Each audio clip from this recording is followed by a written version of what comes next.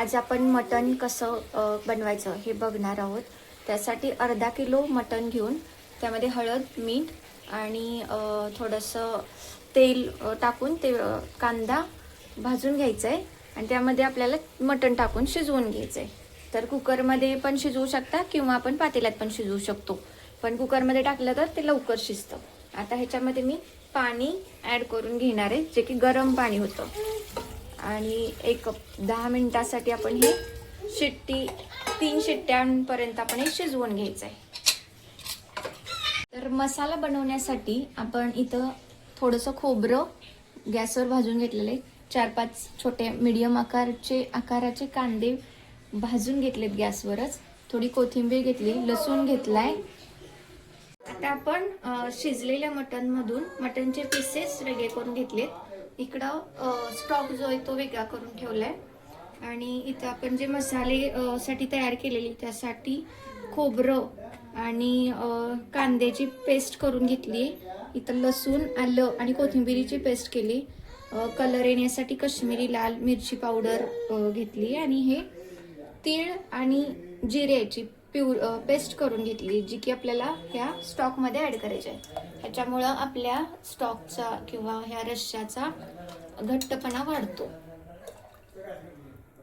ह्याला एक उकळी आणून घ्यायची। तोपर्यंत इकडे गॅसवरती मी तेल गरम करत ठेवलेलं आहे, त्याच्यामध्ये आपल्याला हा मसाला आहे तो भाजून घ्यायचा आहे। पण हा तेलामध्ये मसाला, कांदा आणि खोबऱ्याची पेस्ट जी केलेली आहे ती छानपैकी तेलामध्ये भाजून घ्यायची आहे, तेल सुटेपर्यंत। त्याच्यातच आपल्याला ही लसूण आणि कोथिंबीर आणि आल्याची पेस्ट पण घालून घ्यायची। हे मिश्रण छानसं भाजून घ्यायचं आहे।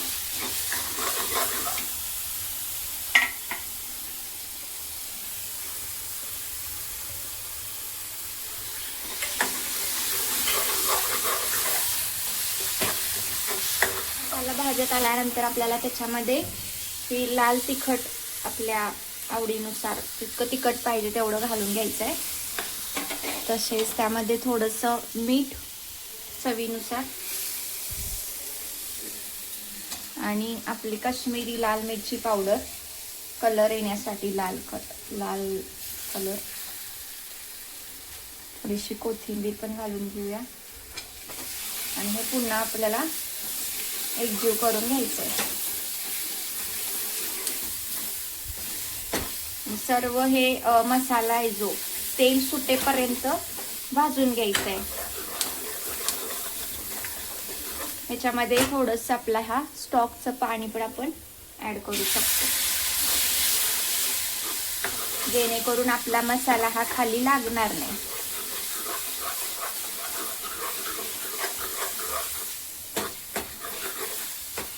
ठीक आहे, 1-2 मिनिटं आपल्याला ह्याला झाकून घ्यायचं प्लेटने, म्हणजे त्याला कडेने चांगलं तेल सुटेल। आता 2 मिनिटं झालेली आहेत, कडेने चांगलं तेल सुटलंय ह्याला। आता ह्यातला मसाला आपल्याला काढून थोडासा ह्या स्टॉकमध्ये ॲड करायचा आहे।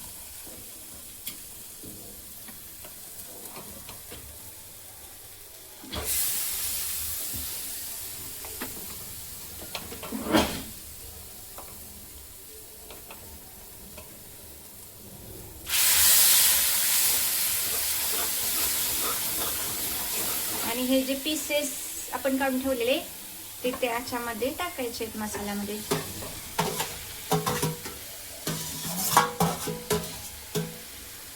मस्त एकत्र मिक्स करून घ्यायचंय सर्व मसाला आणि पीस।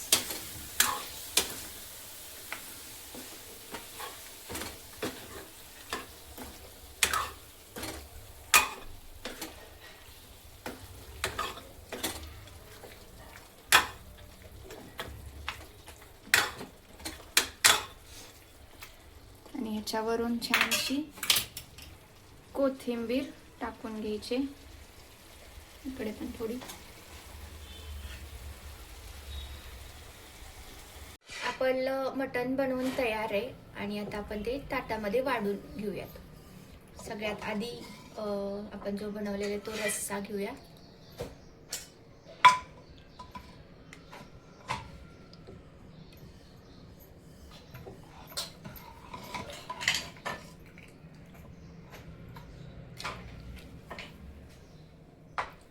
त्यानंतर जे पीसेस बनवलेले त्यातले काही पीस,